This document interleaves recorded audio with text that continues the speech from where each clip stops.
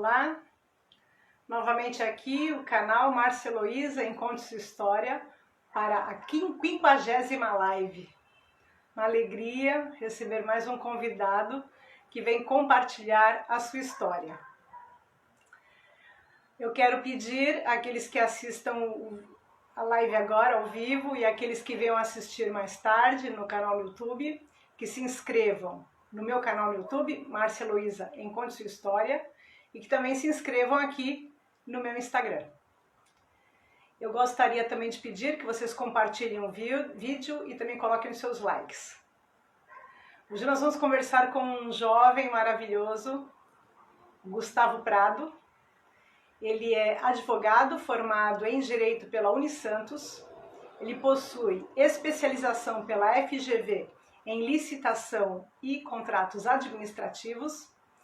O Gustavo também tem curso de barista e ele iniciou a sua vida profissional como empreendedor, trabalhando na linha de confecção e moda e também com chocolateria.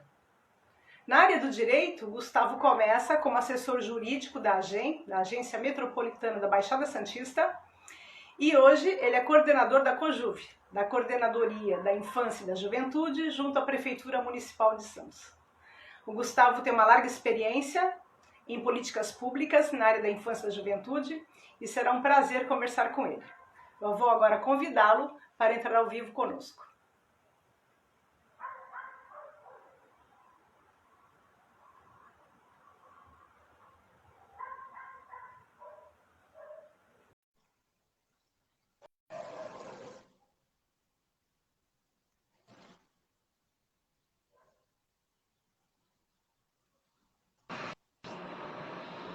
Gustavo? Acho que o Gustavo está entrando já. Só deixa eu organizar a câmera, Márcia. Tranquilo. Será um prazer. Nós vamos agora entrar com o Gustavo. Está organizando a câmera dele. Boa noite, Márcia. Posso só confirmar se está pegando a minha câmera? Porque para mim é como se não estivesse aparecendo nada. Ele está como numa nuvem. Deixa eu ver se eu consigo. Enquanto o Gustavo vai organizando a câmera dele, eu vou agradecendo as pessoas, já tem 4 pessoas assistindo. Quero agradecer a todos que usaram por participar desse vídeo aqui com o Gustavo. Pronto. Foi. Consegui arrumar. E olha que falam que a minha geração já era para ter mais praticidade com a tecnologia, professora, mas eu não sou eu não faço parte desse grupo. Sou mais da parte de humanas mesmo. E tenho um pouquinho de dificuldade, mas... Olha, muito obrigada por você ter aceitado o convite. Eu imagino o quanto a sua vida é atribulada, ainda mais neste momento especial, né? Do seu casamento, do seu momento familiar. Então, eu sou muito grata por você ter aceitado. Obrigado. Eu que agradeço o convite. Várias pessoas que eu admiro já foram entrevistadas por você, incluindo a minha irmã. Foi uma entrevista maravilhosa. E eu que agradeço o convite, fico honrado, né, pela nossa história também de vida, não só por você ter sido a minha professora durante a escola, mas por ser mãe do Vladimir, um grande amigo meu, irmão, que eu considero muito. Para mim é como se ele fosse um irmão mesmo, um laço familiar assim muito forte. Ele então fala da mesma maneira de você. Que bom, é mútuo, né? Gustavo, tenho muito apreço pela sua família, você sabe, né? Nós temos laços nas nossas histórias e eu fico muito feliz de tanto você quanto a sua irmã poderem deixar aqui a história e no futuro a sua mãe também nós vamos convidar, né? Gustavo, o público que está entrando te conhece, mas muita gente que vai assistir o vídeo no futuro não te conhece, né? Como é que você se apresenta quando alguém pergunta? Quem é você, Gustavo? Bom, primeiro eu sou o Gustavo Prado, advogado. Atualmente estou à frente da Coordenadoria da Infância e Juventude do município de Santos. do Departamento de Cidadania e Direitos Humanos, que está dentro da Secretaria de Governo, né? Nós estamos dentro da Secretaria de Governo do município, pois o departamento como um todo, que é composto por 7 coordenadorias de defesas de direitos, como da infância e juventude, da mulher, da pessoa com deficiência, da diversidade, da longevidade, da igualdade racial e étnica e assistência judiciária gratuita, nós somos políticas meio, né? Então a gente tem uma interface direta com todas as outras secretarias do município e a gente executa muito mais do que uma política só de âmbito da administração direta municipal, né? A gente tem que abranger todas as esferas, todos os entes estaduais, federais, escolas particulares que estão no município. Então a gente atua para todo o nosso público-alvo. O meu é infância e juventude, então infância e juventude em lato sensu do município. Não só que é usuária direta. Por meio de convênios que vocês fazem esse trabalho? Sim, nós temos alguns projetos dentro da coordenadoria e esses projetos, muitas vezes a gente é contactado pelas entidades, pelas escolas que têm interesse de levar o projeto para dentro das suas respectivas instituições e a gente acaba indo, sendo acionado e indo aplicar o projeto. Muitas vezes a gente procura também, faz reuniões para falar sobre o projeto e tentar incluir dentro daquela grade curricular daquele local. Certo. Muito bacana, né? É um trabalho inovador. Eu lembro de encontrar você em frente a uma farmácia ali na Praça Mauá, e você me falar com todo aquele entusiasmo, né? Aquela energia. Sua mãe sempre comenta também que esse trabalho é maravilhoso, né? Um trabalho de muito valor, né? E é bacana, a gente, jovens idealistas, com o pé no chão, né? Quer dizer, tem os ideais na cabeça, mas estão realizando coisas, né? Não é só discurso. Sim. Ah, com toda certeza. Eu me preocupo muito em realizar, fazer a diferença, não ser, que eu falo, gabineteiro. Então eu fico muito na rua, em loco, visitando, né, as entidades para ter contato com o nosso público-alvo, conversar com os adolescentes, com as crianças, com os jovens, sentir qual a demanda, qual a necessidade. E nesse pós-pandemia e durante a pandemia, né, eu assumi a coordenadoria durante a pandemia, eu senti que além de todas aquelas vulnerabilidades já intrínsecas ao público que a gente atende na maior parte, né, como vulnerabilidade social, né, financeira, a gente sempre atuou muito na prevenção à violência sexual de crianças e adolescentes, na prevenção ao suicídio e automutilação de crianças e adolescentes. Mas durante a pandemia eu senti que a gente tinha que atuar também na empregabilidade, qualificação profissional, empreendedorismo. E aí eu comecei a focar nessa área, comecei a introduzir cursos, palestras dentro das escolas e a gente tem ampliado muito o nosso trabalho nesse segmento. Sou um sortudo de ter uma equipe composta por bons técnicos que cumprem esse papel das outras políticas, né, que me ajudam muito indo em loco, realizando essas palestras, essas formações, e eu acabo tendo um pouco mais de tempo para me dedicar a essas áreas que não eram tão atendidas anteriormente. Certo. E você conta no seu currículo que com a pandemia vocês tiveram que ir para a linha de frente, né? Porque muitas pessoas estavam afastadas, né, por contágio, ou por estarem adoecidas, e vocês tiveram que pôr a mão na massa, né? Não ficou só nessa parte técnica de organização mental, né? De organização intelectual, mas realmente fazer as tarefas de frente, né? Ah, sim. Na época, né, quando começou a pandemia, 2 anos atrás, eu estava, pré-pandemia, na verdade, eu estava à frente da Coordenadoria de Proteção Social de Alta Complexidade, da Secretaria de Desenvolvimento Social. A coordenadoria, ela é responsável por coordenar os serviços de acolhimentos institucionais de crianças e adolescentes, as repúblicas de jovens e idosos, as residências inclusivas, né, para pessoas com deficiência, família acolhedora, que é um outro tipo de acolhimento, né, que não é institucional, mas é familiar, que eu acredito que é um futuro brilhante. A gente tem que investir muito nesse tipo de acolhimento.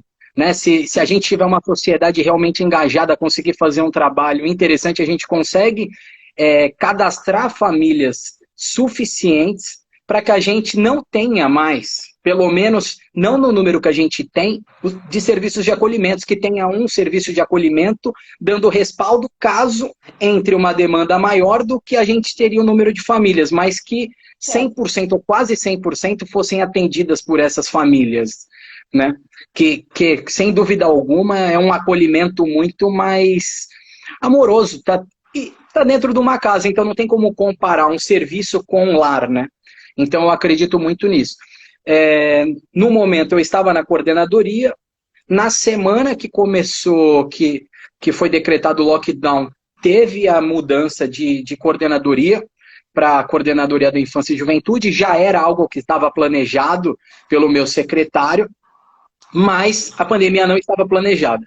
Teve a troca de coordenadoria, nós estávamos, à época, o departamento como um todo, dentro da Secretaria de Desenvolvimento Social, sendo um braço ali, né, um irmão, tendo um laço um pouco mais forte, estreito com a assistência. Então, a gente foi para a linha de frente, todos os servidores que não tinham nenhum tipo de doença pré-existente.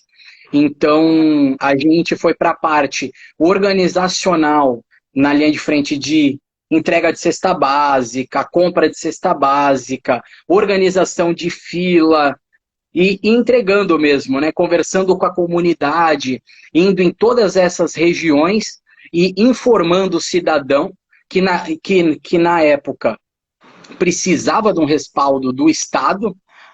Então, a gente atuou muito forte, na época com medo, não vou negar, um medo que faz parte, um medo respeitoso até, eu acredito, pelo desconhecimento que a gente tinha à época de como se prevenir para não ser contagiado pelo coronavírus.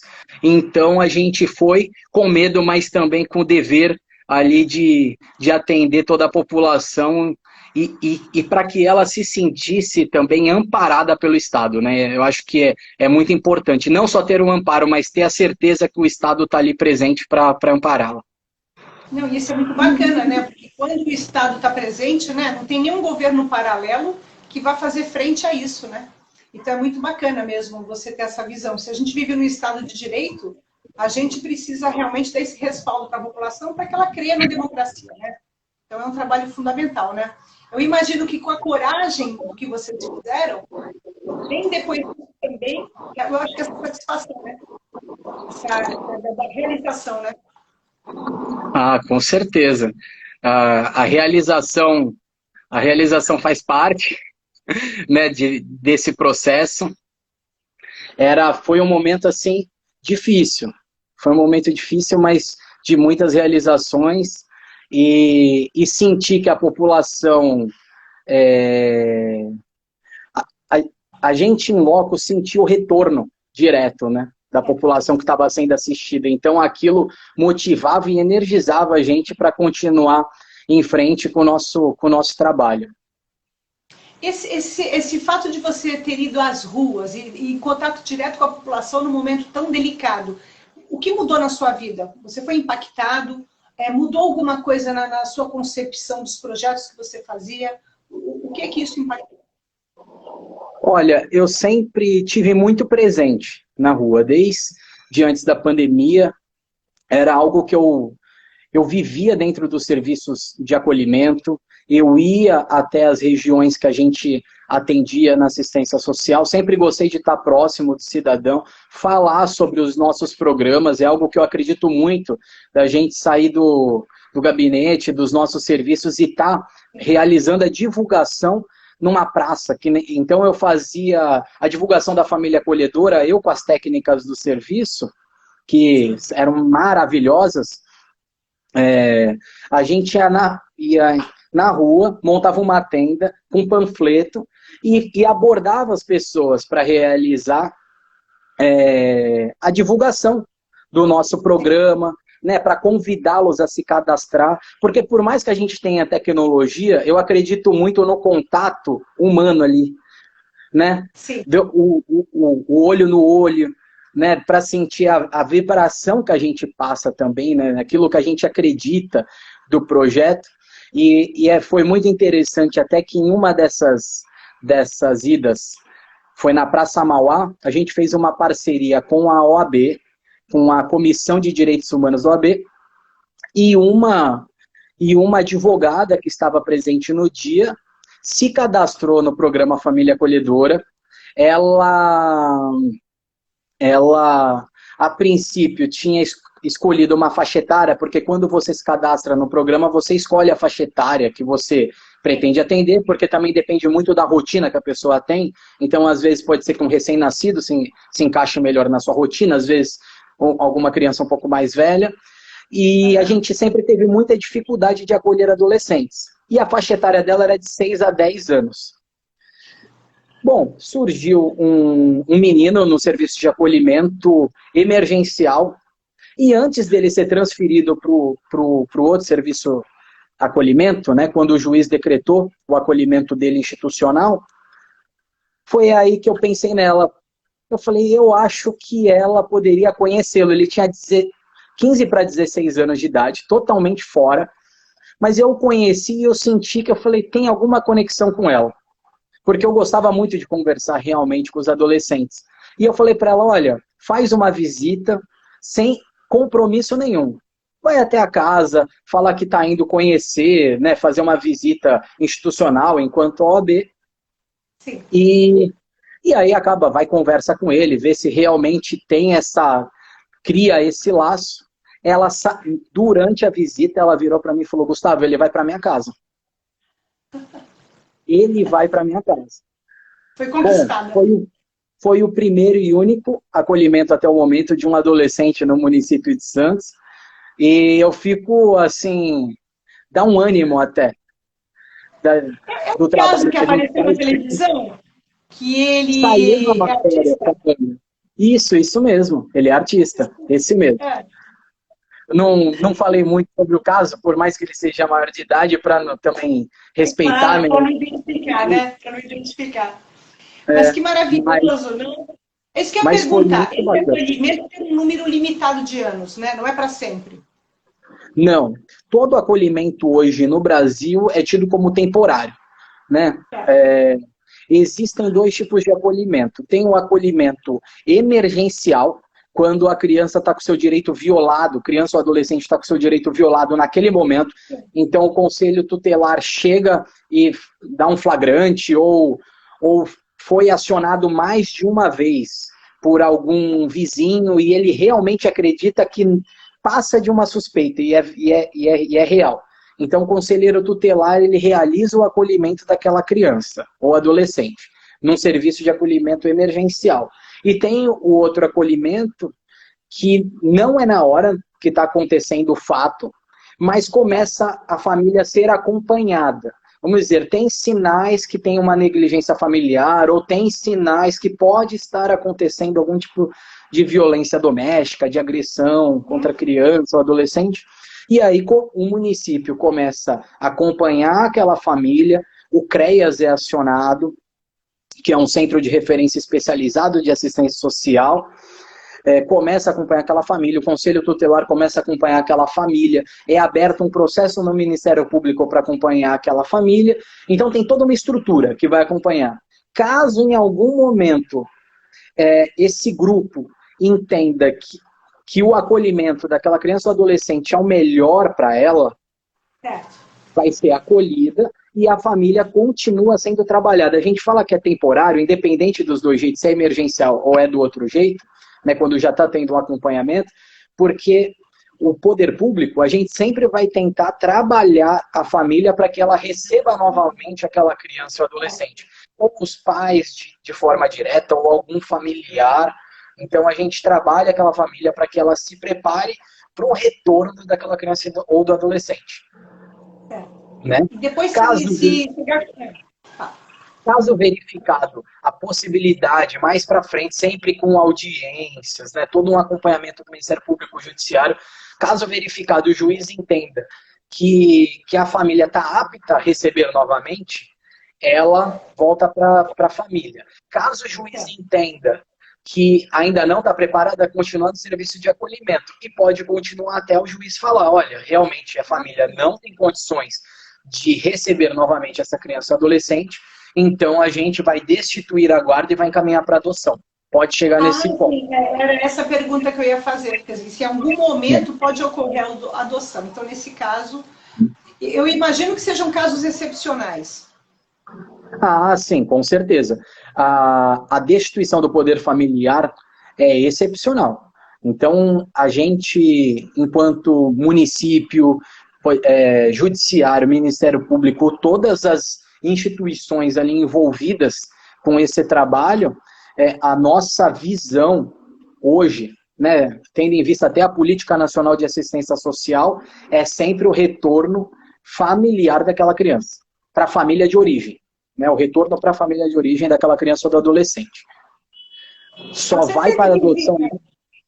Pode falar. Só vai para a adoção no caso excepcional que o Judiciário e o Ministério Público acredite que aquela família não tem condições realmente de recebê-los. Né? Certo. Você precisou criar uma casca grossa para poder trabalhar com realidades muito adversas, muito assim chocantes, muito tristes. Ou você manteve a sua sensibilidade? Como é que você lida emocionalmente com essas questões que você tem que lidar no dia a dia? Olha, eu não sou casca grossa. Eu estou começando assumindo que eu não sou casca grossa, mas eu consigo separar, até que de certa forma, bem, o trabalho e a vida pessoal, mas lógico que acabam se cruzando. Existem casos assim que fogem totalmente da realidade, eu falo. Existem algumas situações que a gente vê trabalhando na assistência social que parece tudo que a gente poderia imaginar que seria quase impossível de acontecer, acontece com uma criança só, né, com uma adolescente só. Então, existem momentos que a gente fica assim mais pensativo, mas eu acredito que faz parte, né? A gente faz parte do amadurecimento pessoal e profissional, mas até determinado momento eu separo bem as situações. Gustavo, você tem um trabalho de empreendedorismo com jovens, né? Então é alguma coisa assim que a gente vê aqui no seu currículo e também no que eu procurei você nas mídias sociais, é muito forte essa questão do empreendedorismo. E você teve um início de empreendedor, né? Quer dizer, você inicia direito, vai para o empreendedorismo e depois volta para o direito. De onde nasce essa veia para o empreendedorismo e por que você decidiu inicialmente ter essa experiência e depois como é que você vem agora redundar no seu trabalho com jovens? Bom, o empreendedorismo eu falo que eu acho que já sempre esteve dentro de mim. Né? Desde a época de escola eu sempre tive uma veia empreendedora forte. Fosse vendendo convites quando eu tinha banda, porque para tocar quando é adolescente só vendendo convite. E quem vende pouco não toca. Então eu tinha que vender. Vendia roupa usada, na época de escola também. Cheguei até a ter a mala apreendida pela inspetora, a bolsa, mais de uma vez. Eu vendia para os colegas de classe, para os demais alunos, vendia para o porteiro da escola, vendia para todo mundo da escola as minhas roupas usadas, porque eu queria comprar nova, então eu me desfazia das antigas para poder comprar as novas também. Então eu falo que a veia empreendedora sempre esteve comigo, né? E eu acredito muito que a capacidade de relacionamento também faz parte dessa veia empreendedora, e eu sempre tive isso muito, muito forte dentro de mim, né? Por onde eu passei, fosse na escola ou nas atividades extracurriculares que eu tinha, eu sempre consegui criar bons laços afetivos, né? Lógico que nem sempre tão estreitos quanto o do Vladimir, que a gente sabe que tem amigos e amigos, então... É o rei da festa. Então, eu sempre tive muita facilidade em criar esse tipo de laço. Durante a faculdade, resolvi abrir uma marca de roupa com dois colegas que eram da escola, com o Rafael Fará e com o Fábio. A gente criou a marca, ficou um ano e pouco vendendo. Modéstia à parte, eu era o que mais vendia. Eu era o que mais vendia deles. Continuei na faculdade de Direito, que sempre foi meu sonho desde cedo. Até que em 2009 surgiu a possibilidade de abrir uma chocolateria com a minha tia Lília, que está presente aqui na live até.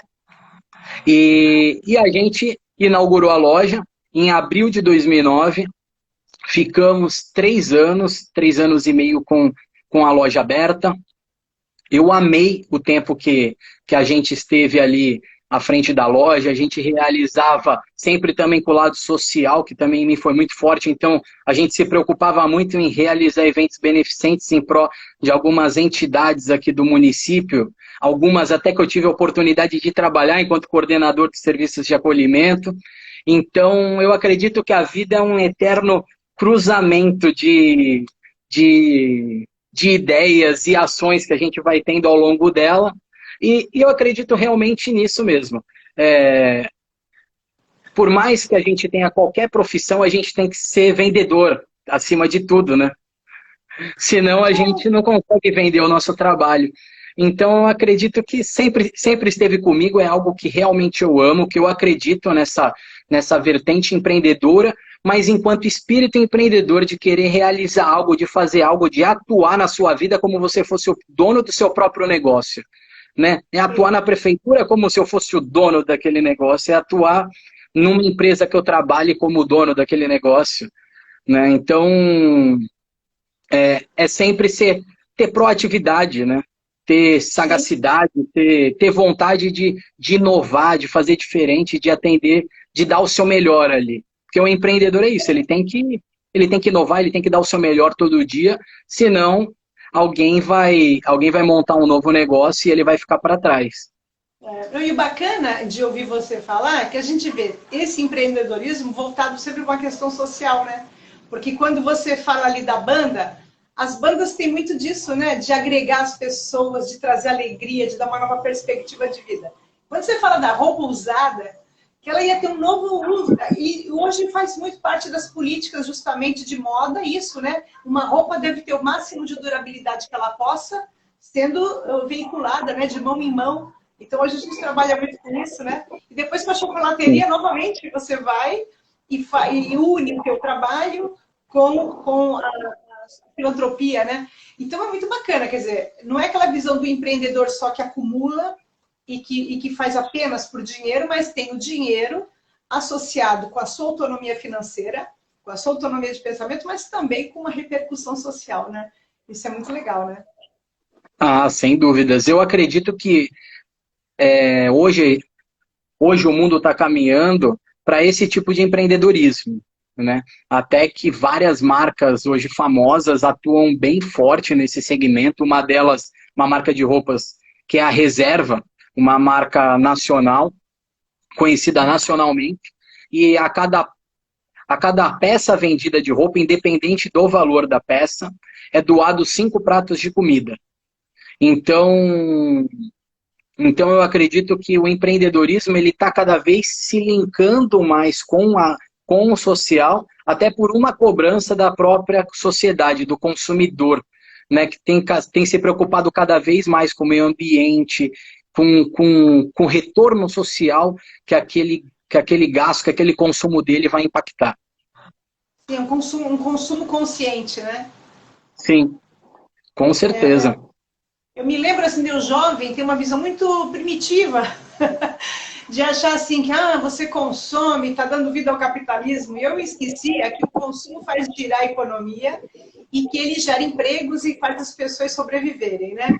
E tem uma diferença do consumo predador, né? E esse consumo consciente, né? Que você está colocando, né? Então, isso aí, veja, você era tão jovem e já tinha isso em mente, talvez até intuitivamente, né? Pela sua forma de ser educado em casa e tudo, você já praticava. perspectiva, né? E como é que você leva essa tua experiência para esses cursos de empreendedorismo, para essa orientação para esses jovens com os quais você tem contato? Voltando só antes para casa, eu sempre falo que foi muito importante e a minha mãe e meu pai sempre dizem que eles têm orgulho de terem criado um filho humanista acima de tudo. E realmente eu me considero um humanista de carteirinha, né? Não só por por querer fazer a diferença para os outros, por ter a empatia, né, por respeitar todos de forma igual, mas também por toda aquela história que eu consegui aprender com os meus pais ali em loco. Então, meu pai advogou muito tempo para sindicatos, eu ia em reuniões sindicais, meu pai advogava para algumas associações de bairro, como Conceiçãozinha do Guarujá, tudo de forma gratuita. E eu ia nesses locais com ele, acompanhava as reuniões e ouvia muito eles dizendo que a gente tem que fazer a diferença, né, na vida das pessoas da forma que a gente pode. Muitas vezes a gente não pode ajudar de forma financeira, mas pode ajudar com conhecimento, com tempo de trabalho. Então, eu devo muito isso a eles, porque foi isso que eu aprendi, foi isso que eu vivi em casa, e tenho, assim, boas memórias, boas histórias desses momentos com eles. Realmente Bom, é muito importante isso, né? Porque se você ensina a pescar, claro, se a pessoa está passando necessidade, você dá o peixe. Mas no segundo momento, você ensina a pescar, né? E de uma certa forma é o que vocês fazem, né? Estando sim, lá para dar essa assistência para o cara se autonomizar, né? Com sim, com apoio e certeza. com assessoria. Ah, sim, com certeza. E quanto à área de empreendedorismo, né, essa minha vertente empreendedora, né, eu sou membro da Associação Comercial de Santos Jovem, né, que é um grupo de jovens empreendedores aqui do município de Santos. Atualmente, no nosso grupo, tem mais de 50 membros, né, de jovens empreendedores até 35 anos de idade. Eu já estou com meus 35, mas não é por isso que eu vou deixá-los. A gente pode continuar como conselheiro depois de membro.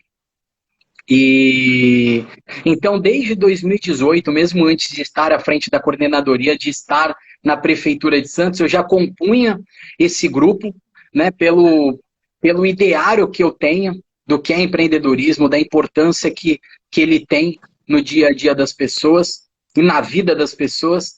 Então, eu acredito que isso agregue muito ao trabalho que eu tenho feito no município, né, de busca de parcerias, de conseguir realizar boas articulações, conectar pontas. Hoje mesmo eu tive uma reunião com o Sebrae e com a diretoria de ensino regional, ligando as pontas. Elas estão na mesma quadra aqui de Santos. No Canal 3, na mesma quadra, e nunca tinham se conectado. Mas por eu ter projetos, porque eu busquei a diretoria de ensino regional e busquei o Sebrae, por ter projetos com os dois, eu falei, por que não ligar as duas pontas? Então, eu sou um eterno ligador de pontas e dali saiu o projeto que eu pretendo implementar nas escolas estaduais e saiu outros projetos que o Sebrae queria fazer com eles e eles com o Sebrae. Então, eu falo, muitas vezes precisa ter só a conexão, juntar, né, todo mundo com o mesmo ideal, né, para conseguir realizar algo. Então, eu sempre tive essa veia, né, assim, de conseguir também conectar as pessoas com a finalidade de realizar projetos e ações. E então, Você é um construtor de pontes. Você é um construtor de pontes. Sim, eu busco fazer muito isso na prefeitura, né? Por toda a minha trajetória, eu conheço muitas pessoas dentro da administração pública, mas também muitas pessoas da área privada, né? Empreendedores, donos de empresas. Então, eu consigo fazer várias interlocuções aí, articulações em prol de diversos projetos.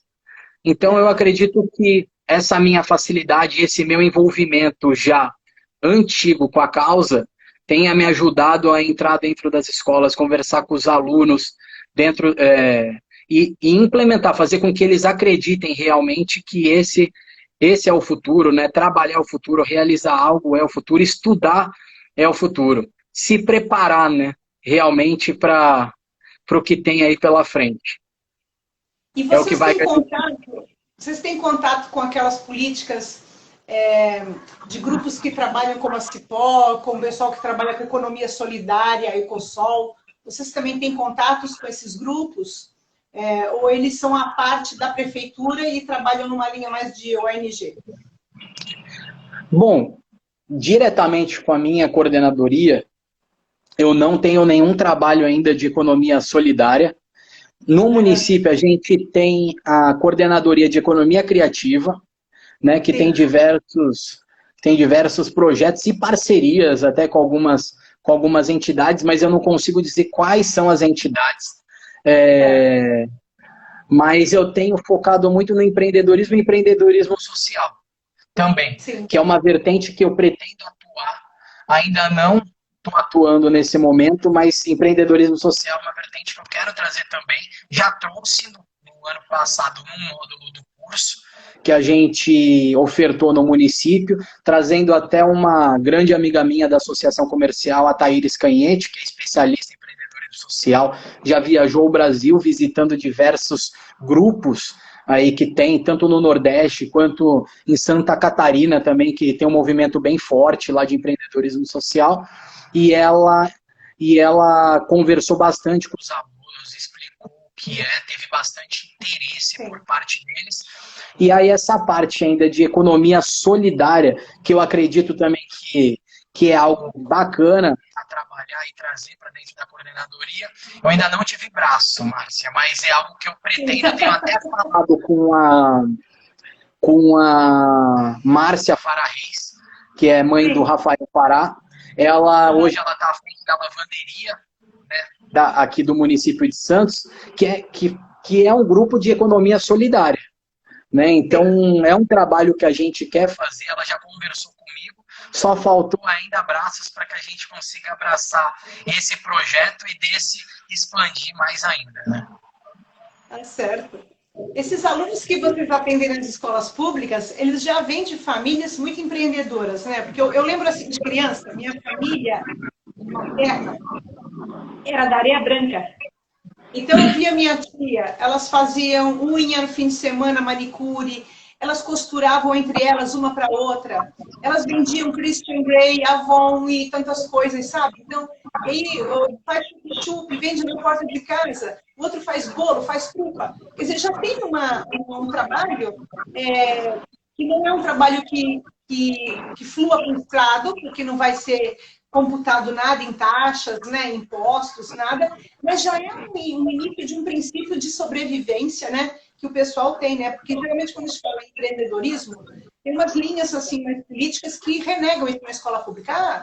A gente está querendo simplesmente preparar os alunos para o capitalismo, é mais do que isso, né? É mais ainda dar para eles suporte para que eles possam sobreviver com dignidade, não é isso? E tenham acesso à legislação, aos fomentos que o Estado oferece, né? E tem uma profissionalidade naquilo que fazem, não? Sim, com certeza. Muitas vezes, é o que você falou, eles vêm de famílias com toda essa estrutura empreendedora, né? E eles não sabem que isso é empreender. Muitas vezes eles acham que empreender é o dono da padaria, tem que ter um negócio físico, né? Um local físico, tem que ter CNPJ. E o que a gente explica que empreender é isso, é lavar a roupa do vizinho, é fazer um bolo para vender na sua rua, no bairro, é comprar algum produto para revender. Né, compra um produto na 25 de março e revende no seu bairro, via internet. Isso é empreender.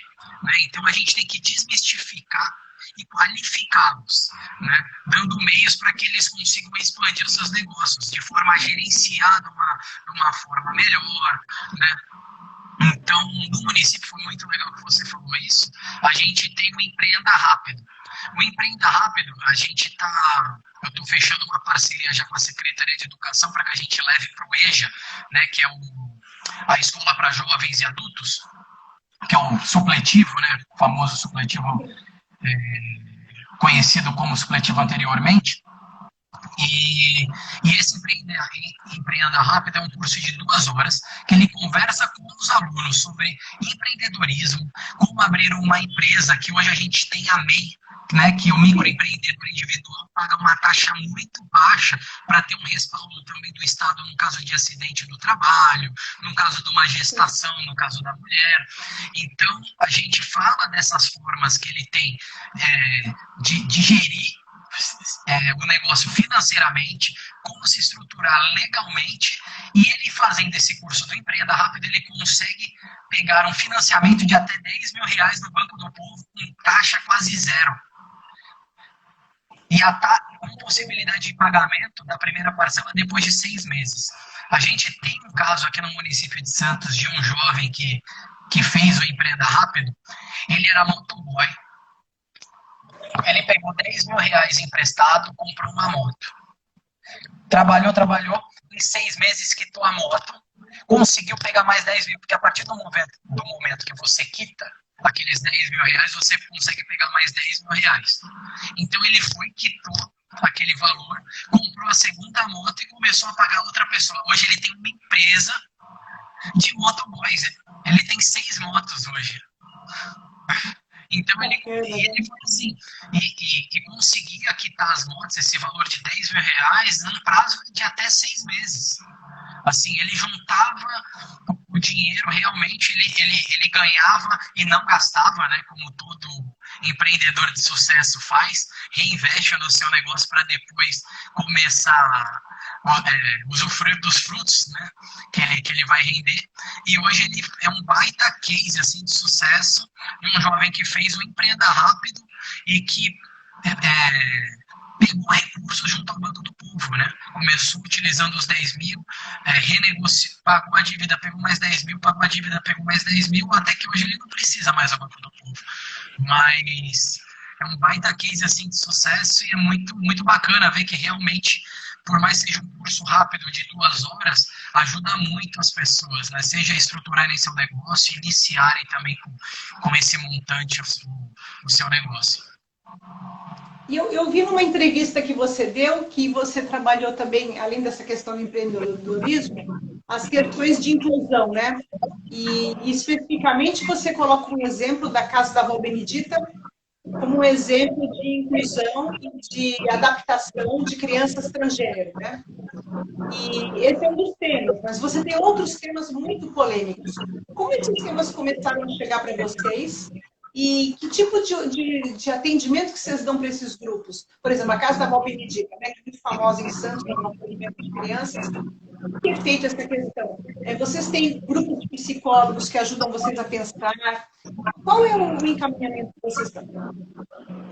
Então, quando teve esse caso na Vó Benedita, eu estava à frente da coordenadoria e a gente tem, enquanto coordenador, tem um apoio técnico, né, da coordenadoria, que vai até os locais, faz reuniões com as equipes. Eu também frequentava essas reuniões, acompanhava, dava, lógico, meus pitacos também ali. E os serviços de acolhimento, eles contam com assistente social e psicólogos também. Então, hoje, um serviço de acolhimento no Brasil, ele tem que ter, obrigatoriamente, um coordenador, um assistente social, um psicólogo, isso é o mínimo, tá? Um assistente social, um psicólogo e 16 operadores sociais. Tá? Esse é o mínimo que um serviço de acolhimento hoje tem que ter na sua... O que são os operadores sociais? Na verdade, operador social, eu disse o nome que é do município, é o cargo que é do município, operador social. Tá? O operador social, ele é um profissional que ele atua, no caso de um serviço de acolhimento, ele atua dentro do serviço de acolhimento. Sim. De forma direta. Eu quero que ali é o primeiro que vai ter contato com a criança quando eles Não, o primeiro contato é sempre com o psicólogo ou assistente social, quando a criança chega. O operador social é o que trabalha no dia a dia do serviço de acolhimento. Entendi. Que dá os atendimentos no cotidiano. Isso, faz os atendimentos, organizam a casa, o cotidiano da casa, e o psicólogo e o assistente social, eles fazem o trabalho técnico, né? Junto às famílias de origem daquele acolhido e o acolhido. Então, eles fazem os atendimentos com o acolhido, ouvem, dão todo aquele suporte técnico que é necessário no dia a dia de um serviço de acolhimento. Então, fazem conversas diárias com eles, dão todo esse suporte, encaminham também para outros serviços quando necessário. Então, um psicólogo de serviço de acolhimento, verificando a necessidade dele ser encaminhado para uma terapia fora, ele vai encaminhar. Né? Tem grupos de conversa também nos CAPS, que o CAPS é um serviço de saúde psicossocial. Então, eles encaminham para esses serviços de saúde psicossocial que tem no município, e ali ele vai ter rodas de conversa, tem atendimento psiquiátrico, tem todo um outro respaldo externo, né, também, fora da casa, porque muitas vezes ele não quer se abrir com aquele profissional que está no dia a dia. Sim. E prefere se abrir com outro profissional, em outro ambiente. Eu imagino que as instituições filantrópicas também estão, assim, muito perdidas, né? Aqui no sentido de que está iniciando novos processos sociais, né, de identidade, e eles têm que dar atendimento, e acho que tendo uma política pública ajuda muito, né? A saber qual é a conceituação daquilo que está sendo trabalhado e qual é a metodologia de atendimento, né? Ah, sim, com certeza. Os adolescentes e as crianças, na maior parte, são atendidas pelo CAPS, né? Serviço de Saúde Psicossocial, tem as escolas também, que tem psicólogos, assistentes sociais, dentro do próprio serviço de acolhimento. E aí, como que a gente identificou esse caso, né? Porque tinha sido acolhido desde muito cedo. Sim. Na Avó Benedita. Ao passar do tempo, os técnicos foram verificando que estava indicando uma mudança, ou talvez estava indicando outro gênero. E aí começou a fazer todo um trabalho de atendimento daquela criança para que fosse de forma leve e sutil, né? Não fosse brusca e ela se sentisse acolhida naquele ambiente, né? Então, durante a minha passagem pela coordenadoria, teve apenas um caso que a gente identificou, mas a gente sempre teve muito preparado e de braços abertos, né, para apoiá-los, né, nessas mudanças aí e nessas, né, como eu posso dizer, nessas demonstrações, né, porque muitas vezes eles podem ter, mas ainda não conseguiram demonstrar de alguma forma para a gente. Então, a partir do momento que demonstra para a gente, demonstrou para a gente, externou, a gente foi, acolheu da melhor forma possível e ajudou nessa transição. É porque Santos tem essa tradição, né, de vanguardismo, né? Se a gente pensar no caso Anchieta, Projeto Tantã, quer dizer, tantas coisas que já ocorreram na cidade, né, que mostra que Santos tem uma certa vanguarda, né? Os profissionais daqui são corajosos em trabalhar com o que é contemporâneo, né? Com aquilo que se apresenta. Né? Marci, hoje, eu acho que a época foi até matéria que eu acredito que realmente para divulgar e desmistificar, mas é algo que nem precisaria mais ser falado, né? Eu acho que para mim é algo tão natural que, assim, que não precisaria nem de elogios ou aplausos. Eu acho que faz parte, né? Eu acho que todo profissional deveria atuar dessa forma. Mas é muito bacana. Eu acredito que não poderia ser diferente. De maneira, isso honra a cidadania santista. Sim. Não é? Isso é muito bacana, né? E eu vendo você lá no início como assessor jurídico, né? Então você faz direito e você diz, eu sempre quis fazer direito. Quer dizer, foi influência do seu pai e da sua mãe, que são da área jurídica. Como é que nasce primeiro esse interesse pela área jurídica, que depois vai redundar lá na assessoria jurídica, que vai ser a sua experiência forte antes de atuar, né?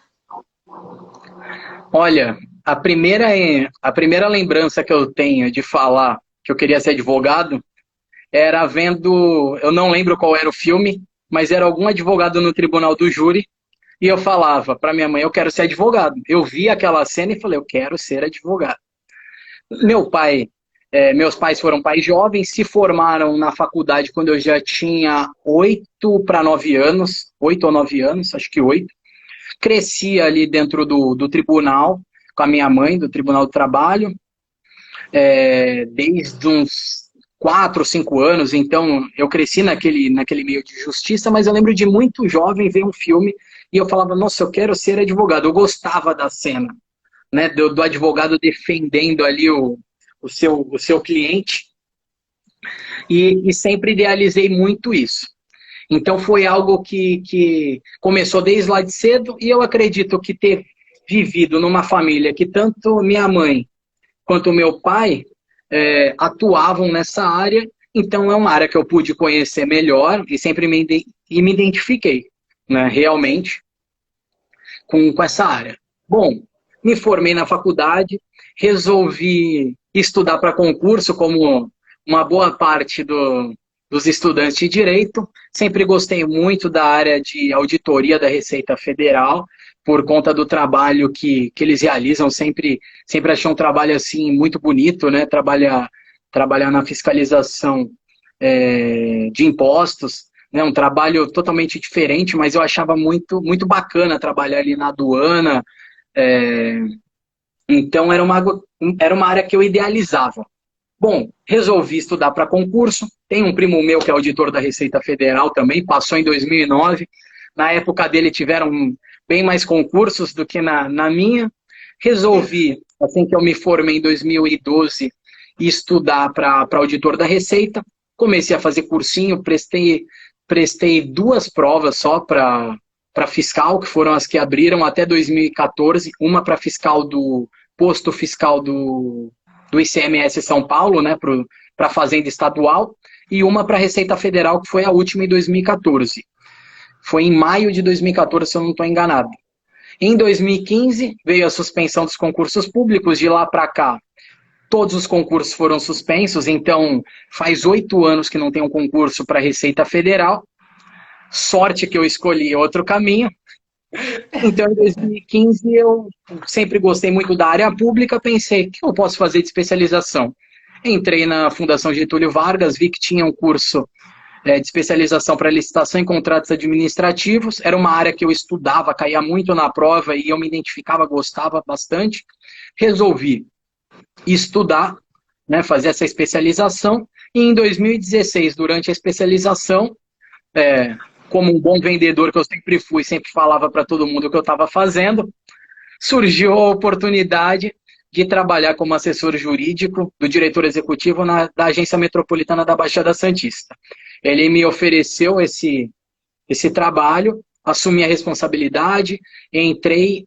O meu primeiro papel era verificar todos os documentos que chegavam para ele assinar e reestruturar a área de licitação e contratos da agência, né? Ele recém tinha entrado na Agência Metropolitana, ele vinha da Coab, já tinha sido presidente da Coab Santista, e ele achava que precisava atualizar, né? Então, eu entrei junto com a área, com o setor de compras. A gente atualizou todo o setor, as formatações de compra, né? A gente remodelou, e em 2017, um ano depois de agência, ele me ofertou o cargo de diretor jurídico e gestão de contratos, que aí eu pude me dedicar mais a coordenar os planos regionais junto com a equipe técnica. Então, à frente dessa diretoria, eu coordenei junto com a equipe técnica o plano de gestão integrada de resíduos sólidos da Baixada Santista, que é um plano importantíssimo, tendo em vista que o Sítio das Neves, que é o nosso aterro sanitário, hoje ele já está prestes a ter o seu prazo de duração já extinguido, né? Então já está quase no limite, né? Já está saturado. Coordenei também o Plano de Desenvolvimento Urbano Integrado da Baixada Santista, que é uma espécie de plano diretor da Baixada. Tive à frente também com a equipe técnica do Plano de Mobilidade e Logística, que foi um plano que recebeu da agência francesa de, como é que chama? AFD. Recebeu 500 mil euros dessa agência francesa por ter ganho um projeto da Euroclima Mais. Então, a gente participou desse concurso que teve, a gente foi contemplado com 500 mil euros e também estive à frente do Sistema de Monitoramento e Avaliação da Baixada Santista, que é um sistema que contém todos os dados dos municípios, como escolas, postos de saúde, saneamento, rede de saneamento básico, tudo que comporta o município de infraestrutura e de atendimento tem dentro desse sistema. Né, de todas as políticas públicas, culturais, socioassistenciais, de meio ambiente, tudo. Então, foram projetos bem interessantes. Se você tem, você não pode imaginar o que você tem para fazer, né? Você não sabe, se você não sabe o que você tem em mãos, você não sabe como organizar essa política pública, né? Isso mesmo, isso mesmo. Então, a agência metropolitana, ela vem para planejar, né? Ela atua no planejamento, no desenvolvimento urbano aqui da região metropolitana, dos 9 municípios que compõem a Baixada. Estar na agência me possibilitou estar próximo de diversas prefeituras, né, diversos prefeitos, diversos secretários. Então, eu acredito que tenha sido assim, uma experiência única poder ter trabalhado na agência e ter participado de discussões assim tão valorosas. Sim, relevantes, né, para o desenvolvimento da região metropolitana, né? E tem muito a fazer ainda, né, Gustavo? Eu imagino o que vocês olham assim para frente, como você falou, me faltam braços na Cojup, eu imagino que também na gente faltam braços, né? E você que é um menino assim que teve oportunidades de viajar, de conhecer outros lugares, a gente vê que tem outros espaços no mundo, né, outras localidades, que são bem avançados, né, em termos de aproveitamento até dejetos, né, para formar energia, para produzir energia. Então, são tantas coisas, né? Iluminação toda e cabeamento toda dentro da terra, né? Quantas coisas ainda tem para se pensar? E ainda mais nós que estamos numa região balneária, né? Maravilhosa, lindíssima, né? Eu imagino que vocês têm muitos projetos, né, até espelhados em outros países e que falta dinheiro, né, faltam braços, né, para pensar tudo isso, né, em termos metropolitanos. Ah, sim. A gente contratou, né, a Agência Metropolitana contratou o Instituto de Pesquisa Tecnológica do Estado de São Paulo. Ele é reconhecido internacionalmente pelo trabalho que ele realiza. A técnica Cláudia, que estava à frente do projeto, ela tem diversos projetos já aplicados na Alemanha, Suíça, visitou em loco também diversos locais, então ela trouxe toda essa experiência para o nosso plano metropolitano, né? E como ela bem diz, o plano ele não é fechado, né? Porque o IPT ele foi pago para apresentar soluções, não para apresentar uma solução. Então, na época, a gente enfrentou grande dificuldade, porque, como tudo que é feito na Baixada Santista, no mínimo a gente faz uma audiência pública por município, faz oficina regional. Então, são pelo menos aí 12, 13, 15 encontros que a gente faz com a população para conversar e ouvir. Então, a gente sempre falava muito isso na audiência pública, que não era, o IPT ele não estava apresentando uma solução, eram várias soluções que caberia depois aos prefeitos identificarem a melhor solução, porque lá tinha todos os resultados. Ó, se escolher essa solução, vai ter esse resultado. Se escolher essa solução, vai ter esse. Se escolher esse com esse com esse, juntar 3 soluções, vai ter esse resultado. Então, tinha diversos cenários para os prefeitos escolherem. E na época a gente apanhou bastante de determinado grupo, porque eles acreditavam que a gente estava tentando vender alguma ideia que eles não acreditavam naquela ideia, mas na verdade a gente só estava apresentando um estudo de várias ideias e vários cenários. E aí, e como todo bom cientista, ele não pode descartar nenhuma ideia, por mais que não agrade determinado grupo ideológico. Ele trabalha com a ciência só, né? Sim. Ele trabalha com a ciência, ele tem que apresentar todas as soluções. É o que ela falava. Cabe ao gestor identificar a melhor e aplicar. Sim, é uma visão diferente daquela de você ter um ideal na cabeça e vai forçar a barra para colocá-lo em prática, né? Vocês, com Isso. todos essas gestões democráticas, participativas, têm que passar por várias instâncias e ouvir as pessoas, né? Porque, Ah, com às vezes, certeza. a gente pensa assim, né? Melhor o cara errar, mas errar tendo sido considerado como ser pensante, né? Do que a gente acertar impondo goela abaixo, né? Uma coisa que a população não percebeu o que é. Sempre. Ouvir a população sempre é a melhor escolha. Eu acredito que a troca é importantíssima. Né? E, Gustavo, falando assim, que como é importante ouvir a população e as pessoas têm que ser ouvidas, esse trabalho que vocês fazem agora com os jovens eleitores, né? Eu vi que você acompanhou uma postagem sua, que você esteve, por exemplo, no Liceu Santista, falando com os jovens, né? Nós estamos tendo aí um grande trabalho, né, do Ministério da Justiça, né, do pessoal que trabalha com o sistema eleitoral, né? Do TSE, e essa preocupação com a formação desse jovem eleitor, né? Como é que isso está se dando? Como é que você está envolvido com isso? E depois eu queria uma opinião sua. É uma coisa que eu tenho um dilema na minha cabeça, que o jovem com 16 anos não pode ser imputado, né? Determinadas situações, ele vai para casas de recuperação, né? De reeducação, mas para votar pode. Então, são questões que eu queria ouvir. Primeiro, esse teu trabalho, a questão do jovem eleitor, e depois, essa questão que na minha cabeça é um dilema. Eu sei que para o assistente social, talvez, né, esteja resolvida. Mas eu que não sou da área, como uma cidadã comum, fico em conflito. Bom, essa última pergunta é complicada. Vamos deixar para o final, Márcia. Bom, o nosso trabalho de engajamento, né, do jovem começou antes de eu entrar na coordenadoria.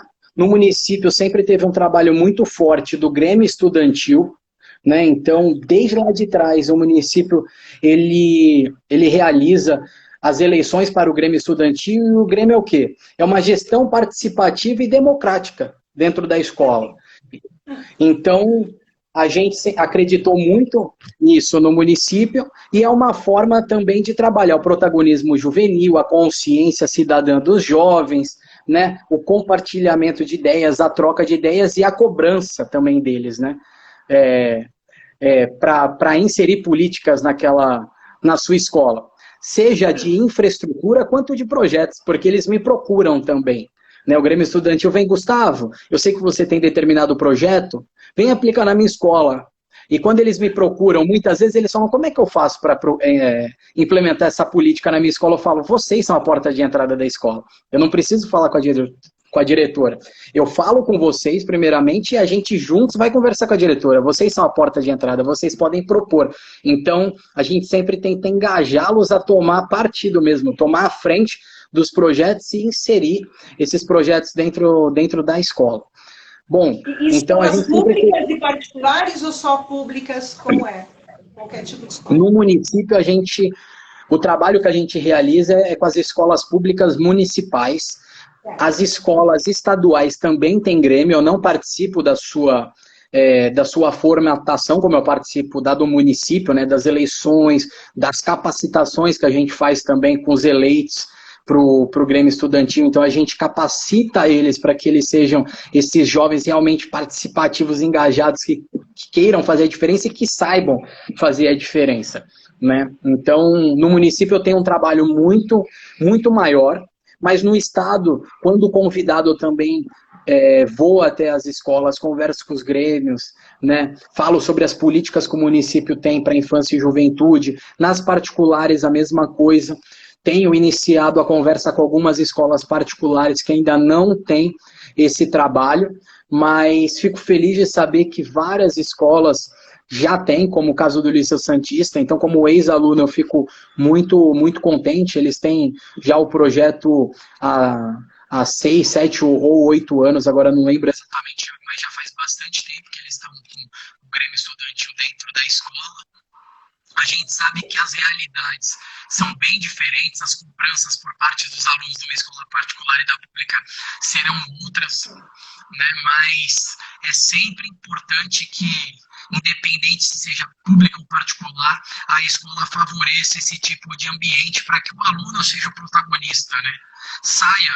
Na minha época, a gente, enquanto aluno, não se sentia protagonista, a gente se sentia praticamente um intruso dentro da escola, né?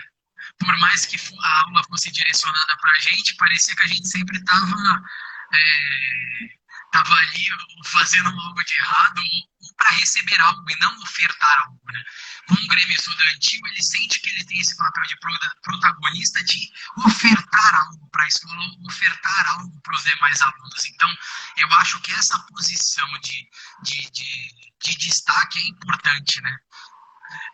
Então, a gente sempre teve esse projeto que é consolidado no município muito forte. Hoje a gente tem o Grêmio Mirim, que começa com 5 anos de idade. Então é muito bacana ver as crianças ali de 5 anos, o quanto elas já começam a ser engajadas, né? Então é muito legal. Bom, passando do Grêmio Estudantil, o município implementou junto com a Câmara Municipal o Câmara Jovem, que possibilita que jovens de 13 a 17 anos de escolas públicas, municipais, estaduais e particulares se candidatem a serem jovens vereadores. Né? Então, são 7 vagas para cada um. 7 vagas para o estado, 7 vagas para o município e 7 vagas para escolas particulares. Sim. Isso é para todo o estado ou é só Santos que faz isso? Só Santos. Essa é uma política municipal. É algo que é feito entre a Prefeitura de Santos e a Câmara Municipal de Santos. Eles vão ser vereadores por um dia ou por um período maior? Mandato legislativo, o ano inteiro. Então, ano inteiro? Eu imaginei que era vereador por um dia. Não. É um ano inteiro de mandato legislativo com capacitação. Então, semana passada foram 21 eleitos titulares e 21 suplentes. Né, de quais idades? Qual a faixa etária?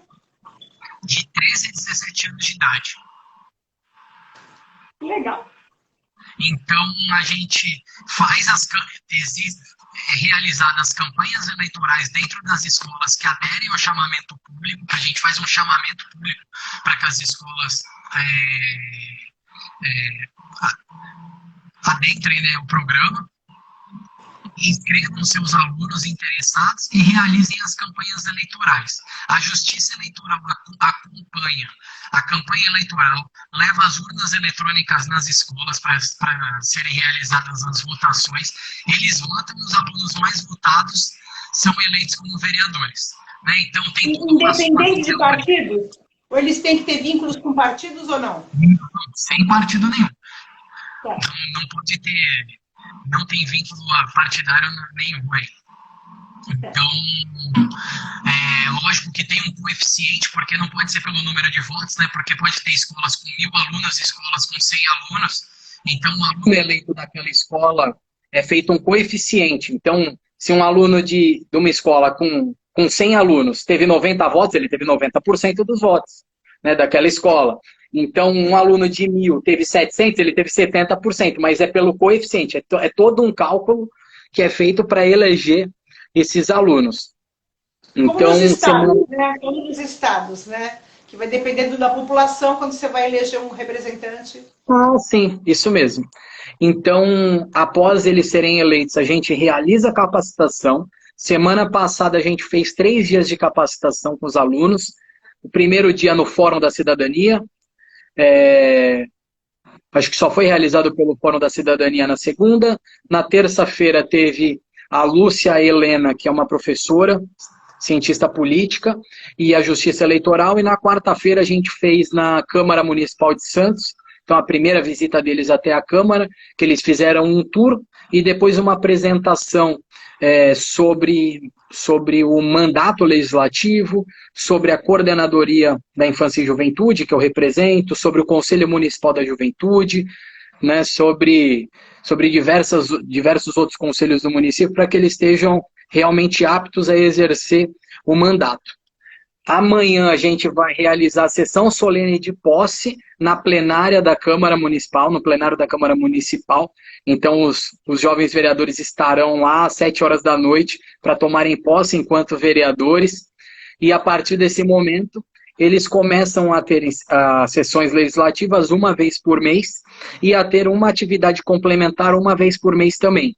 Então, nessa atividade complementar, a gente realiza diversas ações, como levar eles para conhecerem o município, porque muitos às vezes não conhecem o próprio município, então, para visitar os morros, Zona Noroeste, área continental, faz todo esse tour pelo município, pelos equipamentos que o município dispõe para a população, faz atividades complementares sobre como sobre elaboração de leis, projetos, como realizar, então, até requerimentos, que enquanto administração pública, né, administração direta, a gente recebe requerimentos dos vereadores, né, porque o papel do vereador, um deles é fiscalizar a administração. Então, enquanto eu, coordenador, eu recebo, perguntando para mim, Gustavo, sobre determinado projeto, gostaria de saber, ou se existe determinado projeto para o jovem no município. Nesse caso, o vereador acha que seja importante ter um projeto daquele. Então, até os requerimentos eles vão fazer também para a própria administração pública. Então, eles têm realmente um ano de política, né? É como uma escola de formação política que vocês estão fazendo. Isso mesmo. Isso mesmo. Então, é o ano legislativo inteiro. Só em julho que não tem sessão legislativa, mas tem a gente vai fazer uma atividade complementar em julho, mesmo não tendo sessão. Então, é o ano todo até encerrar. E aí, além desse projeto... A legislação deles, a legislatura deles tem qual efeito prático? Não só para eles, mas assim, para o município. Bom, efeito prático para o município, você fala de... você quer dizer eles se... Eles colaboram para a implementação de alguma política pública? Eles colaboram também? Ou eles só ficam de observadores e de aprendizes? Não, eles colaboram, porque durante esse ano legislativo eles vão propor leis, vão propor projetos, e muitos deles nesses anos, desde que o Câmara Jovem foi implementado no município, algumas leis de alguns jovens vereadores já viraram leis. Por quê? Algum vereador do município tem acesso àquela lei, né? Algum assessor estava presente, ou o próprio vereador está presente durante a sessão legislativa, durante o dia legislativo dos jovens ali, viu a proposta de lei apresentada, gostou e implementou. Né? Que maravilha! Estou emocionada. Então, não é que eles vão poder implementar as políticas que eles acreditam, mas eles podem convencer, né, a mim, enquanto coordenador, um outro gestor público, um vereador, a implementar a sua política. Né? E é um vendedor de ideias, né? Eles estão vendendo as ideias que eles estão defendendo. E existem também alguns assessores legislativos que trabalham com vereadores que são ex-jovens vereadores. Então, que começaram naquele mandato e depois foi convidado para atuar como assessor legislativo do vereador. Porque realmente a gente tem... Prática, inclusive para a carreira deles, já está demonstrado que isso tem um impacto na vida deles, né? Sim. Eles pegam gosto pela vida pública, né? Sim, sim, com certeza. Eu acho que isso repercute, sem dúvida, na vida deles e muitas vezes também de forma direta dos demais munícipes, né? Quando são implementadas as políticas por eles ofertadas ali. Naquele momento. Um pouco com aquela visão antiga que a gente tinha do político, né? Que é o cara que só aparece no dia da eleição, no período da eleição, que não tem nenhum vínculo com a população, que é só um nome conhecido, né? Mas a gente não tem a mínima ideia do que ele faz, né? Esses jovens vão mudar muito, eles já estão, né? Há quantos anos que existe esse projeto? Desde 2014, é a 6ª edição. Porque 2 anos... Né? Dentro desse pessoal, como você disse, chegar mesmo ao poder, né? Como assessor, como... Ah, sim. Porque fazem 8 anos que foi instituído, então é 2014. Porque 2020 e 2021 não teve o Câmara Jovem. A gente realizou apenas a gente realizou algumas atividades de capacitação durante 2020 de forma online e ano passado também de forma online. porque ainda ano passado ainda algumas escolas, as particulares, estavam de forma presencial, mas as públicas ainda não. Então, pela dificuldade de conseguir atingir todo um público que a gente esperava, a gente acabou optando por não fazer o Câmara Jovem ano passado e fazer reuniões com as escolas que tivessem interesse de participar dessas capacitações, né? Que a gente ofertou durante o ano. Quando eu fiz a live com a sua irmã comentou, se eu não me engano, tá? Talvez a minha informação não esteja correta, mas pela minha memória, a Marcela comentou que na Holanda, com 16 anos, os jovens já são adultos. Assim, legalmente, eles já são. Já tem a maioridade, digamos assim, né? A maioridade social, política, que seja, né? E no Brasil nós temos, eu acho que essa diferença, né? Como é essa questão ainda? Ela está sendo discutida, ela já está sacramentada. Como é essa questão do jovem com 16 anos vota, mas ao mesmo tempo ele é inimputável, né? A inimputabilidade do jovem vem do Código Civil. Ah, não é do ECA. Não, tem no Código Civil, prevê a inimputabilidade do jovem. Então, diz que ele está apto para a vida, assim, para os afazeres da sua vida a partir dos 18 anos, né? Se responsabilizar para os seus atos civis mesmo do dia a dia a partir dos 18 anos. Então já vem lá de trás. O nosso código, eu não sei se teve alguma alteração na lei do Código Civil, até teve, acho que em 2002, mas também não foi nada que não mexeu tanto assim. Mas o nosso código já tem cerca de 100 anos, eu acredito.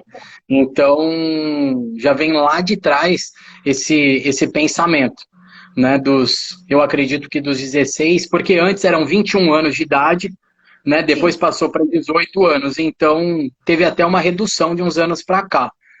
É uma matéria, assim, bem controversa.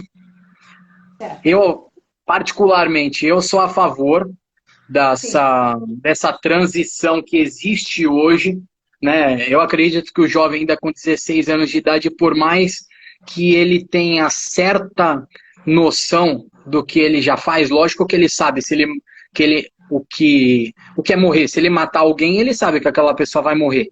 Mas com 16 anos de idade, ele ainda não tem maturidade para saber qual o impacto que aquilo vai ter na vida não só da pessoa, né?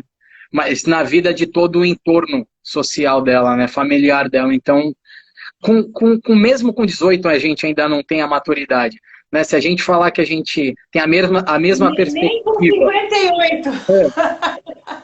Nós estamos sempre em formação, né? Então, a perspectiva do quanto vale a ação e quanto vale a vida vai ganhando muito mais valor com o passar do tempo, porque a gente vai ficando mais maduro, vai ganhando mais experiência. Então eu sou favorável à forma que está hoje, né?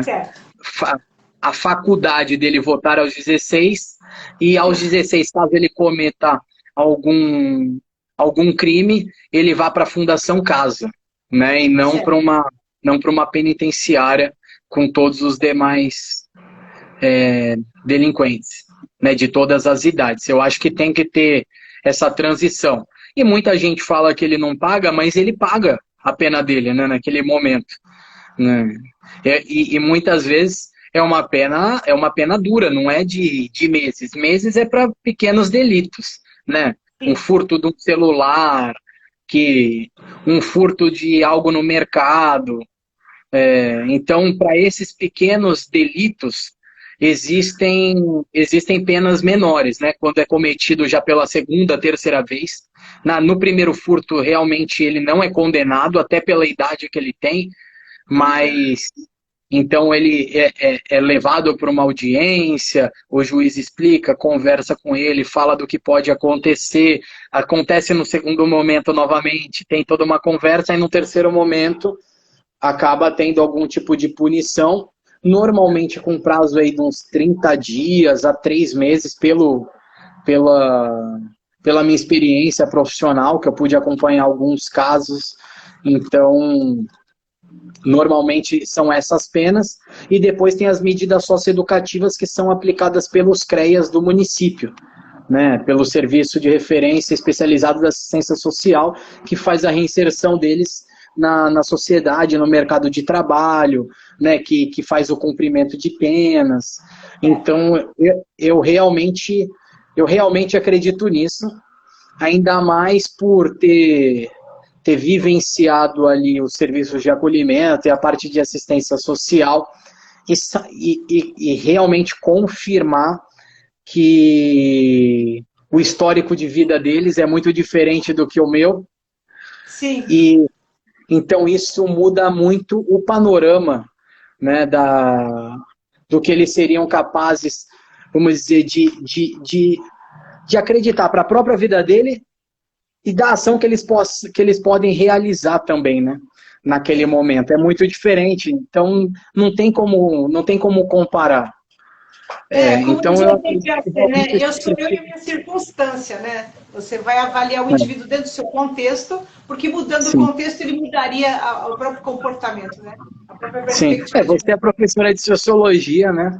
Então, mas eu fiz até uma fala um pouco, acho que confusa e longa, porque é um tema bem eu achei que complicado. você foi muito claro e convincente, porque eu tenho minhas dúvidas às vezes são muito ligadas ao cotidiano, sabe? Aquele cotidiano não reflexivo. Mas você falando, tem muita clareza, né? Tem muita consciência, como você disse, é o contexto que o indivíduo nasce e ele estarem colocando. E realmente, que perspectivas ele teve para pensar diferente ou para agir de forma diferente? Sim, Né? sim, é o contexto. Do cotidiano, né? Sim, o contexto da maior parte dos adolescentes ali que cometem crime. Eu falo adolescente porque eu não tenho tanta experiência na área penal, então eu não tenho como opinar em outras faixas etárias, mas o contexto dos adolescentes que eu tive contato eram contextos bem complicados. De lembrar, dá até um nó no estômago, eu ia falar um embrulho, mas dá um nó no estômago, porque são histórias que realmente mexem com a gente, histórias que a gente muitas vezes não é capaz de acreditar que aquilo possa acontecer com determinada pessoa. E eu sempre falava isso muito dentro do serviço de acolhimento, né? Porque não é só no serviço de acolhimento, mesmo dentro de uma escola, né? A gente fala, um professor pode falar, alguém pode falar, nossa, mas por que faz determinada ação? Né? Por que tem determinado comportamento? E eu sempre falei, gente, mas com o histórico que ele tem, qual seria o comportamento dele diferente? Ele teria que ser muito resiliente e muito maduro para ter outro comportamento. Ele tinha que ter vivenciado outra realidade para ele saber o que é ter outro comportamento. Né? Então, um comportamento rebelde é um comportamento de proteção, muitas vezes. Né? Um comportamento arredio é de querer chamar a atenção, muitas vezes. Então, a gente tem que ter um olhar um pouco mais sensível e empático para as causas, para que a gente possa realmente estreitar os laços e conseguir ajudá-los, né? Eles sentirem que realmente a gente acredita neles e confia neles, confia que eles possam agir de uma forma diferente. Então, essa conversa que a gente está tendo aqui aberta, eu sempre tive muito com os adolescentes dessa mesma forma, sempre consegui ter boas aberturas, convencer muitos a mudarem o comportamento, ainda mais que eu era o coordenador, então eu não era quem vivia com eles dentro do serviço de acolhimento. Aí vem aquele velho ditado, santo de casa não faz milagre, isso é de alguém que vem de fora para fazer. Então eu sempre me preocupava nesses momentos de conversar com eles, de tentar ampliar os horizontes dele e entender a causa deles, né? E mostrar que a gente estava sempre aberto a ouvir. Uma dificuldade que eu sempre tive até como professora, porque eu sempre fui muito autoritária. E essa coisa de você não ouvir o outro já coloca o outro em guarda. Ele já fica se defendendo de você, né? Então, quando você diz, aqueles que lidam no cotidiano muitas vezes estão em guarda com eles, né? E você chega e ouve, e escuta e acolhe, né? É uma outra tendência, né? Sim. E quando a gente O fala papel do tio. dessa coisa, será que o cara já tem uma maturidade? Então, eu estava lembrando tanto do Aristóteles quanto do Kant, porque eles colocam isso, quer dizer, se eu sou capaz de tomar uma decisão justa, correta, quando eu tenho funcionamento pleno da minha racionalidade, da minha capacidade de pensamento, né? Das possibilidades. Se a gente imaginar que muitas vezes, nem do ponto de vista da alimentação, do treinamento do pensamento, do tipo de formação intelectual, não tenho nem tempo de formar uma maturidade, né? Uma maturidade de raciocínio, né? E o Kant fala isso, a maioridade é quando você raciocina com autonomia, com independência, sem influência de outrem, né? E considerando todas as nuances, todas as possibilidades, né? E realmente a gente exige de uma pessoa que não teve possibilidade que venha a ter essa responsabilidade, né? Claro, estou convencidíssima para você. Esse é só o meu ponto de vista. E é o que eu falei, eu não sou casca grossa, então eu sou casca fina, eu sempre tô. Eu quebro facinho. Permeável. E sou tem que ser permeável. permeável, né? É um político com sensibilidade, né? Que é uma nova forma, né? Você tem pretensões políticas ou você gostou desse trabalho nos bastidores? Porque a gente sabe que os políticos vão à frente com as políticas, mas eles têm todo esse staff por trás deles, realizando toda aquela proposta, todo aquele projeto, né? Para você, você tem perspectiva no futuro, você continuando nesse plano de fundo, nesse staff que vai fazendo realizações, ou você pretende assumir cargos de gestão? Além que você já exerce, né? Que você já é um gestor, dentro do seu nível de ação. Mas você pretende ter cargos políticos eletivos? Bom, eu gosto muito de atuar na gestão direta, né, executando os serviços, atuar no município, seja no estado ou no governo federal. Para mim depende, mas eu gosto muito de executar. Eu gosto muito de ter um trabalho técnico e estar próximo ali da população, para quem a gente realiza o serviço, né? E ter essa possibilidade. Eu não posso dizer nunca que eu não tenho, que eu não me candidataria, porque a gente nunca sabe o dia de amanhã. Então, lógico, se alguém idealiza que algo aconteça, a gente não pode dizer nunca, porque pode ser uma porta de entrada para que a gente consiga realizar algo da forma que a gente acredita.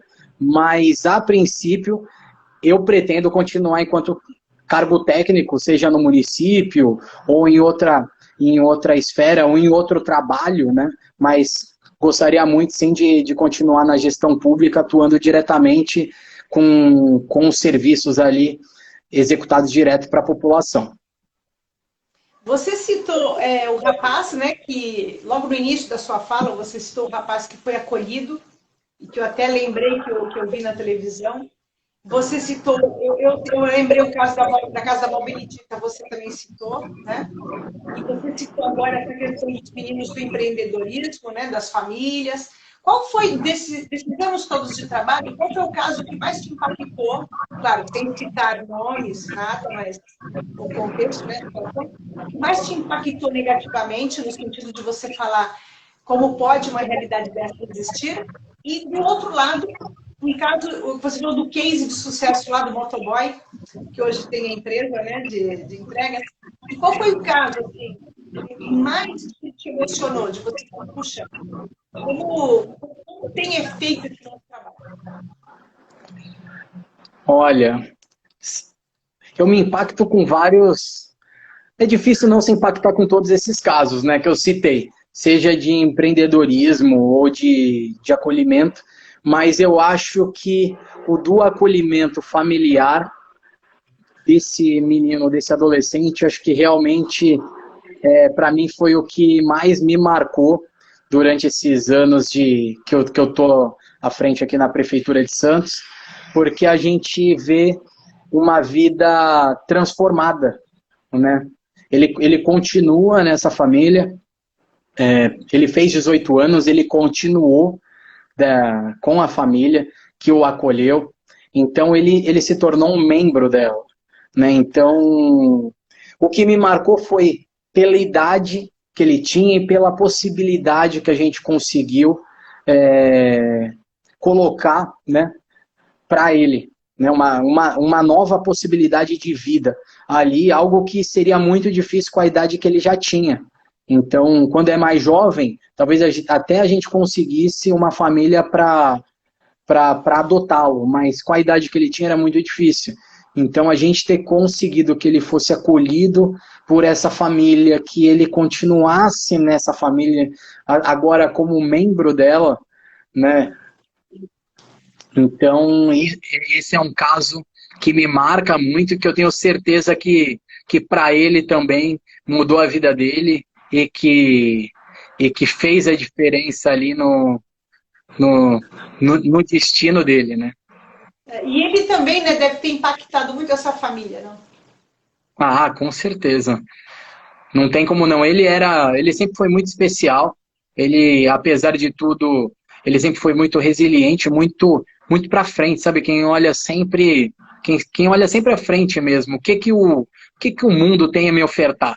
Ele sempre estava aberto para essas possibilidades e acabou que o mundo ofertou para ele uma possibilidade incrível. E você, se você hoje visse um jovem desacreditado da política e perdido de qual o caminho, porque a gente sabe que houve um trabalho muito grande no Brasil de renegar mesmo o papel dos políticos, né? E isso nos levou a consequências gravíssimas na sociedade, porque com o discurso da antipolítica, muita gente acaba realizando trabalhos políticos e muitas vezes muito distantes do que a gente entende por democracia, né? Então tem muito jovem hoje renegando a política, né? E a gente está vendo pelo seu trabalho o quanto ela é importante. Mas o que você diria para esse jovem que hoje ele está crescendo, desacreditado da política, não percebendo isso? O que se pode fazer com ele? O que você diria para ele? Olha, política, ela faz parte do nosso dia a dia, né? Existe a política familiar, existe a política escolar, existe a política das suas relações interpessoais do dia a dia. Então, política, eu acredito que ela esteja permeada em todos esses momentos, né? Então, eu falaria para ele que a política é o futuro, e por mais que ele não queira fazer, ele está fazendo política mesmo que ele seja omisso, né?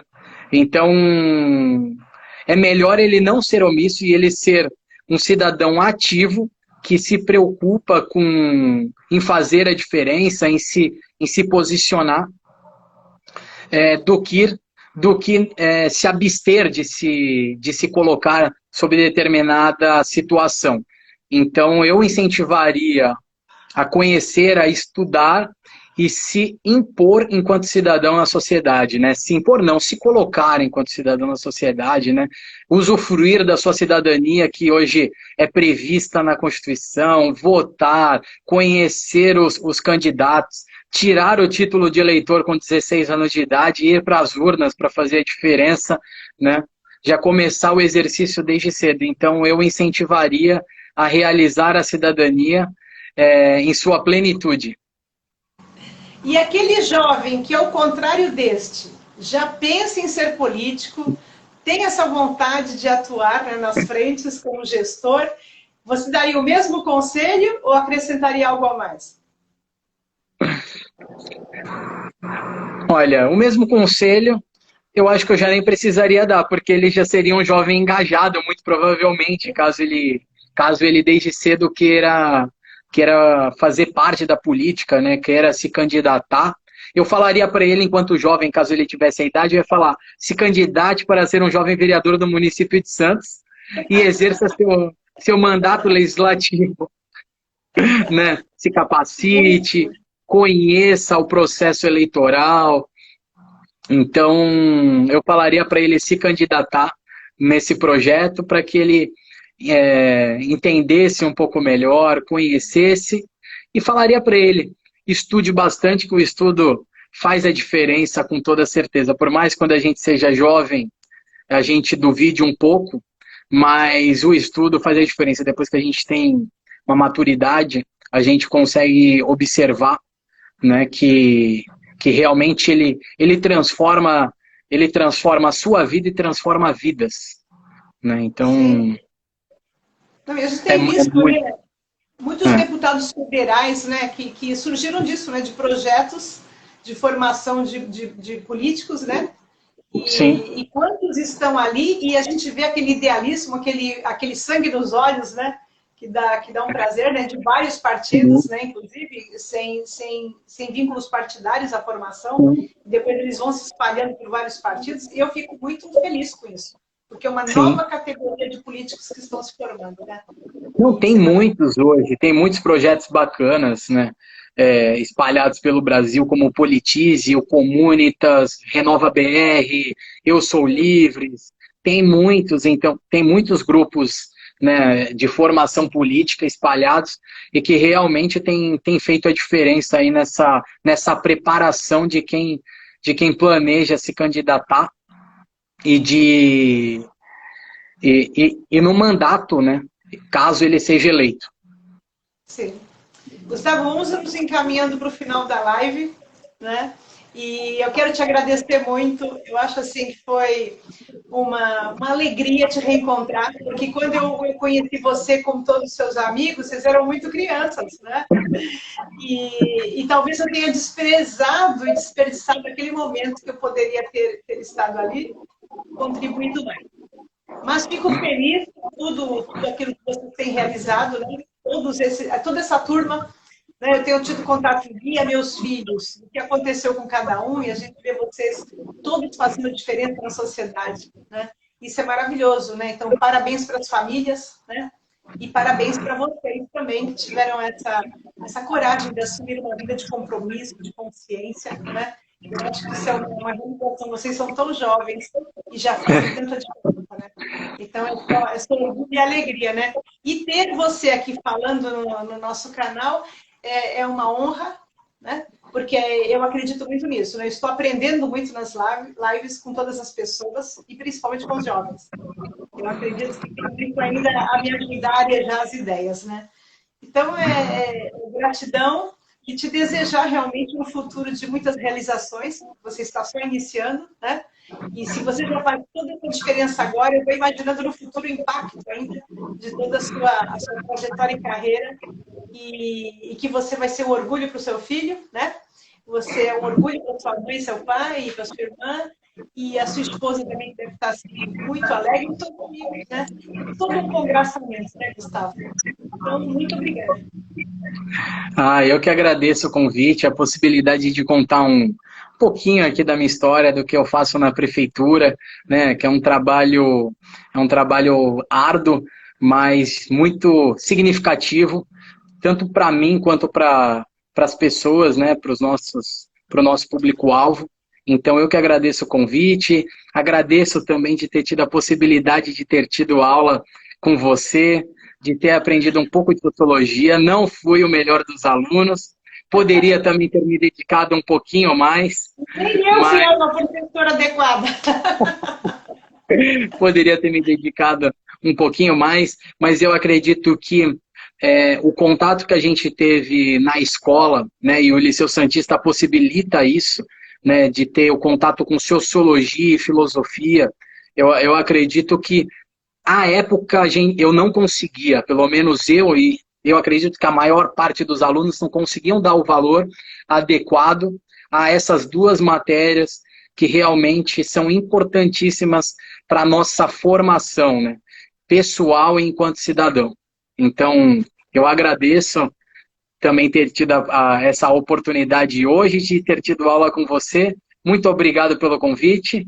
E todos que estejam presentes, caso não sejam do município de Santos, podem contar com a Coordenadoria da Infância e Juventude, não só dos nossos projetos, mas como também ofertando projetos para a coordenadoria, porque a coordenadoria, como eu falei, está de portas abertas para receber a todos, receber projetos. Eu acredito que essa troca, seja com amigos, com familiares, com o munícipe, é muito importante para que a gente consiga consolidar políticas efetivas para o cidadão.